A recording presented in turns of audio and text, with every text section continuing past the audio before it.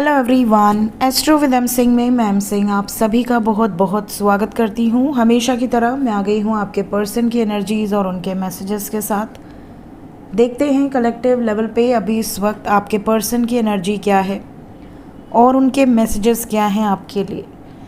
तो शुरू करते हैं गाइज आज की रीडिंग लेके प्रभु का नाम। हर हर महादेव, जय हो शिव शक्ति, जय हो राधे कृष्णा, जय हो मेरे भाई।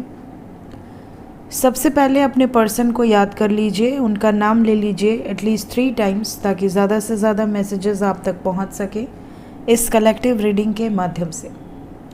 देखते हैं क्या कुछ चल रहा है आपके पर्सन के सबकॉन्शियस माइंड में जो वो आपको बताना तो चाहते हैं बट बता नहीं पा रहे। प्लीज़ गाइड करें एंजल्स।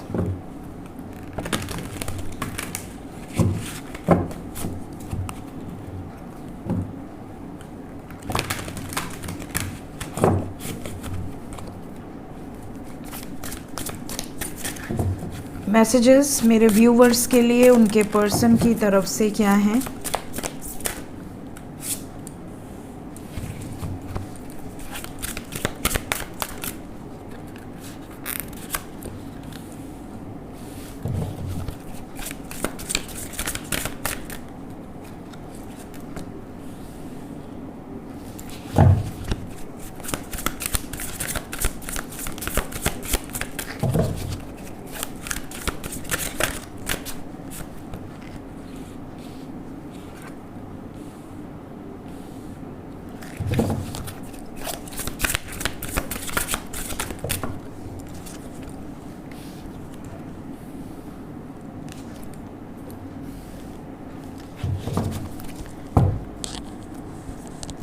देखिए बॉटम ऑफ द डेक से we have got hangman. Overall energy we have 2 of swords. कहीं ना कहीं मेंटल कॉन्फ्लिक्ट है, बहुत ज़्यादा स्ट्रेस है, बहुत ज़्यादा ओवर थिंकिंग है इस वक्त आपके पर्सन की एनर्जी में। ज़्यादातर लोगों के पर्सन का मैसेज ये है, सबसे पहला एनर्जी जो मैं पिक कर पा रही हूँ कि आपके पर्सन कई बार बहुत नेगेटिव सोच रहे हैं, बहुत एक्सट्रीमली नेगेटिव हो जा रहे हैं। कई बार इनको लग रहा है कि शायद ये लास्ट है, इससे ज़्यादा ये इस रिलेशनशिप में एफ़र्ट्स नहीं डाल पाएंगे। इन्होंने अपनी तरफ से पूर्ण कोशिश कर ली है और अभी तक इनको सफलता नहीं मिली है। किस मामले में? थर्ड पार्टी से रिलेटेड मामले में। कहीं ना कहीं ज़्यादातर लोगों के पर्सन जो इंडिपेंडेंट हैं उनको कोई फ़र्क नहीं पड़ रहा सेपरेशन से। उनको पता है कि जब मेरा मन करेगा या जब मुझे लगेगा कि हम दोनों को एक होना चाहिए हम हो जाएंगे। हमें किसी से परमिशन नहीं लेनी है कि हाँ मुझे इस लड़की से शादी करनी है या हाँ मुझे इस लड़के से शादी करनी है। They are free. इवन उनके पेरेंट्स भी उनको पूरी तरह से फ्रीडम दे रखी है कि तुम जिसको चाहो उसके साथ आगे बढ़ सकते हो, तुम्हारी ज़िंदगी है। तो जो भी लोग किसी बाउंडेशन में नहीं हैं उनको तो जल्दी नहीं है। वो आपको भी लग रहा होगा कई बार कि यार इनके ऊपर तो कोई बाउंडेशन ही नहीं है, इनके तो पेरेंट्स भी मुझे बहुत मानते हैं या इनके तो पेरेंट्स भी इतने ब्रॉड माइंडेड हैं, फिर इनको क्या प्रॉब्लम है मेरे से शादी करने में? इनको शादी से ही प्रॉब्लम है। ये खुद बाउंडेशन में नहीं आना चाहते। इनको ऐसा लगता है कि जब मेरे पेरेंट्स ने मुझे आज तक किसी बाउंडेशन में नहीं रखा तो मैं क्यों जाऊं खुद से बाउंडेशन में। खुद से ही ये डिस्टेंस बना रहे हैं, खुद से ही ये आपसे बात न करना, डिटैच रहना, अपनी लाइफ को खुलकर एंजॉय करना। इवन ये आपको भी कहते होंगे कि यार अपनी ज़िंदगी को खुल के एंजॉय करो, शादी कौन सी ये है कि मतलब शादी करके ही साथ रहना है वरना नहीं रहना। तो इनके जो ख्याल है वो भी बिल्कुल ब्रॉड माइंडेड है। और वहीं इसके बिल्कुल अपोजिट वो लोग जो अपनी फैमिली, अपने सोसाइटी की बहुत ज़्यादा सोचते हैं, उन लोगों की तरफ से ये प्रॉब्लम है कि ये ओवर थिंकिंग कर रहे हैं, बहुत ज़्यादा स्ट्रेस ले रहे हैं। कहीं ना कहीं थर्ड पार्टी बिल्कुल फेवर में नहीं है। ये कहा जाता है ना कि जिस चीज़ को जितनी प्रायोरिटी दो वो उतना भाव मारना शुरू कर देती है। तो एक तरफ तो बच्चे ऐसे हैं जिनके पेरेंट्स कह चुके हैं कि भैया तुम जो मर्ज़ी करो, क्योंकि हमें पता है कि तुम अपनी मर्ज़ी ही करोगे। तो उनके पेरेंट्स को प्रॉब्लम नहीं है। अब जो बच्चे पेरेंट्स की मानते हैं, पेरेंट्स को रिस्पेक्ट करते हैं, पेरेंट्स की हर बात आज्ञा का पालन करते हैं, उनके पेरेंट्स को भी थोड़ा एडजस्ट करना चाहिए कि हमारे बच्चे सारी बात मानते हैं तो कुछ चीज़ें हम भी मान लें। बट वो लोग फिर ईगो पे आ जाते हैं कि नहीं नहीं, आज तक हमारी सारी बात माना है तो आगे भी मानेगा। ये चीज़ें हो जाती हैं। तो कई बार ये चीज़ें सफरिंग क्रिएट कर देती है। तो आपके पर्सन की एनर्जी ऐसी है जैसे ये बहुत ज़्यादा सफरिंग, बहुत ज़्यादा एंग्जाइटी, बहुत ज़्यादा स्ट्रेस लेकर बैठे हैं। इमोशनल एनर्जी है, ये किसी को कष्ट में नहीं देखना चाहते, इवन आपको भी नहीं देखना चाहते। और ये सोच सोच के इन्होंने खुद की हेल्थ भी ख़राब कर रखी है। कहीं ना कहीं लोगों को बैलेंस में रखने के चलते इन्होंने खुद का बैलेंस बिगाड़ लिया है। सफरिंग में है, हर सिचुएशन से मूव ऑन करने की वाइब्स इनके सबकॉन्शियस में चल रही है कि यार छोड़ो, मुझे कुछ नहीं चाहिए, वो अपनी जगह खुश रहे, सब अपनी जगह खुश रहें, सब मुझे छोड़ दो, बस मुझे अकेला रहना है। ये वाली सिचुएशन हो गई आपके पर्सन की। कई बार ये बहुत पॉजिटिव फील करते हैं आपको लेकर। इनको ऐसा लगता है कि मैं कुछ भी कर गुज़रूँगा या कुछ भी कर गुज़रूँगी इस व्यक्ति के लिए। सेकेंड टाइम पे इनको ऐसा लगता है कि यार मेरे पीछे भी लोग हैं, मेरे पीछे भी कुछ जिम्मेदारियां हैं, तो मैं उनसे भाग नहीं सकती या भाग नहीं सकता, फिर ये इमोशनल हो जाते हैं। तो ये इनकी एनर्जी है।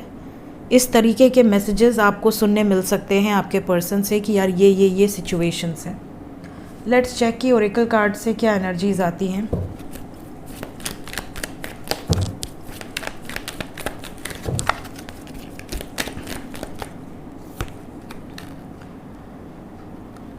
कुछ लोगों के पर्सन तो ये कहना चाहते हैं कि पास्ट में जो कुछ भी हुआ, हम दोनों को पता है कि गलती किसकी थी।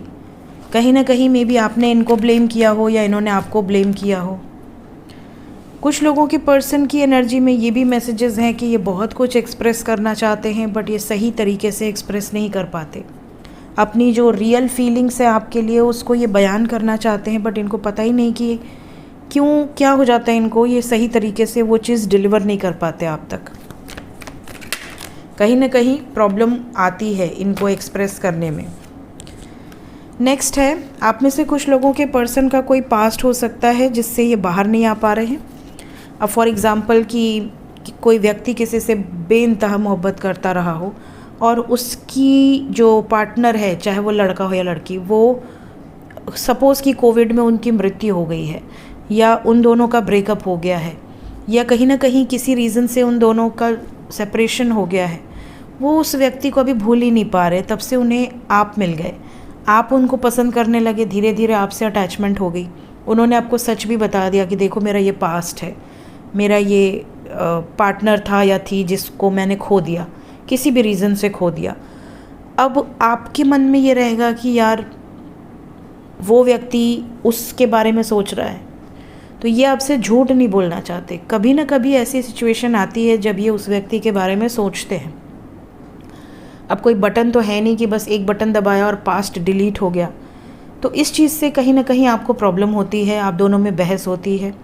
अब जैसे किसी एक लड़के की एक पत्नी रही हो जिससे उसने बहुत प्रेम किया हो, वो पत्नी भी उसकी बहुत ज़्यादा रिस्पेक्ट करती हो और सडनली किसी रीज़न से दोनों में प्रॉब्लम हो गई या किसी एक की मृत्यु हो गई।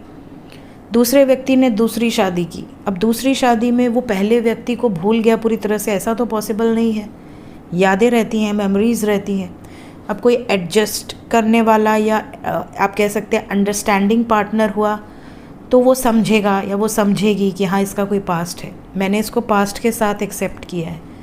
बट कई लोग उसको फिर अपने दिल पे ले लेते हैं कि यार मेरा पति तो किसी और के बारे में सोचता रहता है या मेरी पत्नी तो किसी और के बारे में सोचती रहती है। तो ये चीज़ें कई बार रिलेशनशिप को तकलीफ़ देती हैं। तो ये भी मैसेज आपके पर्सन का है कि मेरा जो पास्ट है उसको मैं अभी तक भूल नहीं पाया हूँ या नहीं पाई हूँ, और तुम मुझे अगर उसके साथ एक्सेप्ट करना चाहते हो या चाहती हो तो ही मेरे साथ रहो, वरना अभी मुझे समय लगेगा। ये भी यहाँ पर कुछ लोगों के लिए मैसेजेस हैं। लास्ट मैसेज है आज की रीडिंग में, I want to spend my whole life with you. आपके पर्सन की ये दिल से इच्छा है, तीव्र इच्छा है कि आपके साथ ये अपनी पूरी ज़िंदगी को बिताएं और इनको इसमें खुशी होगी। तो डेफिनेटली मे बी ये आपको प्रपोज़ करना चाह रहे हैं। बहुत जल्द हो सकता है कि आपको इनकी तरफ से कोई प्रपोज़ल रिसीव हो। मे बी पॉसिबिलिटी है कि ये वैलेंटाइन वीक आपके लिए ऐसा हो कि आपके पर्सन आपको कमिटमेंट दे दे। सो होपफुली ये एनर्जीज़ हैं। देखते हैं कि ये जो भी मैसेजेस आए हैं ये कितने टाइम पीरियड के अंदर आपसे रेजोनेट कर सकते हैं। यहाँ से we have 3 vibes and 1, 3 and 1 की एनर्जी है। नेक्स्ट लेवल पे 5, यस 5 and 4 की वाइब्स है यहाँ पर। तो मोस्ट प्रॉब्ली 40 घंटे के अंदर मैक्सिमम और 4 घंटे से 22 घंटे के अंदर की एनर्जी मिनिमम ये हो सकती है। टाइमलेस रीडिंग है गाइस, जब भी आपके सामने आएगी उसके बाद इस टाइम पीरियड के अंदर आपसे एनर्जीज रेजोनेट कर सकती हैं। सो मिलते हैं नाइट में नई रीडिंग्स के साथ। Till then take care. Video आपको कैसी लगी कमेंट में ज़रूर बताया कीजिए। अगर आपको वीडियोस अच्छी लगती हैं तो चैनल को सब्सक्राइब कर लीजिएगा, बेल नोटिफिकेशन को प्रेस किया कीजिए, क्योंकि काफ़ी बार लोग कहते हैं कि मैम नोटिफिकेशन रिसीव नहीं होती है। तो नोटिफिकेशन को ऑल पे रखा कीजिए, उससे आपको सभी वीडियोस की सभी नोटिफिकेशंस रिसीव होंगी। सो मिलते हैं, till then take care, bye bye.